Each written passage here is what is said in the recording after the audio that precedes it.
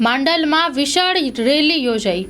માંડલના વિવિધ હિન્દુ સંગઠનો અગ્રણીઓ વિરામગામમાં યોજાયેલ વિશાળ રેલીમાં જોડાયા હતા। વર્તમાન સમયમાં બાંગ્લાદેશમાં હિન્દુ સમાજ ઉપર થતા અત્યાચાર વિરુદ્ધમાં હિન્દુ સંઘર્ષ સમિતિ દ્વારા રેલી યોજી પ્રાંતને આવેદનપત્ર પાઠવવામાં આવ્યું છે। Story report by Mahendra Gajjar, Mandal. વિરમગામના માંડલ, દસાડા, પાટડી, સુરેન્દ્ર, દેત્રોજ, સાણંદ, નળકાંઠા વિસ્તાર આ દરેક તાલુકામાંથી દરેક ગામમાંથી સર્વે હિન્દુ સમાજના બહેનો, માતાઓ, ભાઈઓ તથા વિદ્યાર્થીઓ પણ ઉપસ્થિત રહ્યા છે। સર્વેની એક જ માંગણી છે કે બાંગ્લાદેશમાં ચાલતા હિન્દુ સમાજ ઉપર જે અત્યાચાર થાય છે તો માનવ અધિકાર દિવસ આવે છે ત્યારે માનવ અધિકાર એ હિન્દુઓને લાગુ નથી પડતો તો શું હિન્દુ સમાજ માટે ક્યારે પણ કંઈ આવે ત્યારે દરેક ઉપરના જે દેશ છે, આંતરરાષ્ટ્રીય દેશ છે, એ કોઈ પણ પગલાં લેવામાં શું કામે ધીમી પડી જાય છે। તો એક જ માંગ છે કે જલ્દીમાં જલ્દી હિન્દુ ધાર્મિક સ્થળો, હિન્દુ બહેન દીકરીઓ અને હિન્દુ સમાજને રક્ષણમાં બાંગ્લાદેશ ઉપર તરત ને તરત જોગવાઈ કરવામાં આવે અને તેવી અમારી માંગણી છે।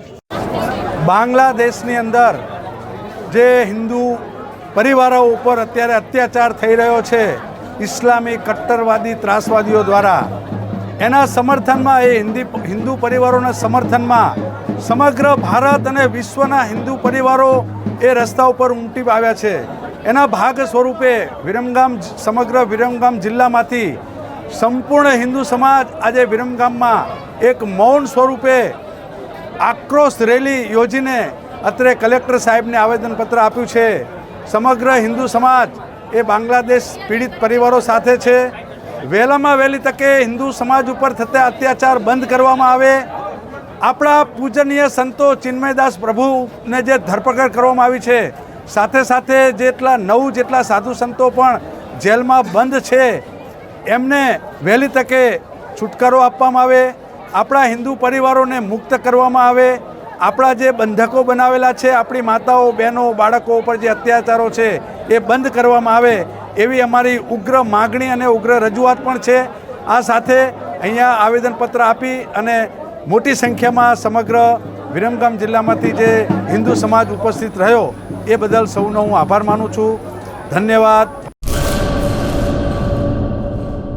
ગુલઝાર મુસ્તફા સાર્વજનિક ટ્રસ્ટ આયોજિત 13મી સમૂહ સાદી।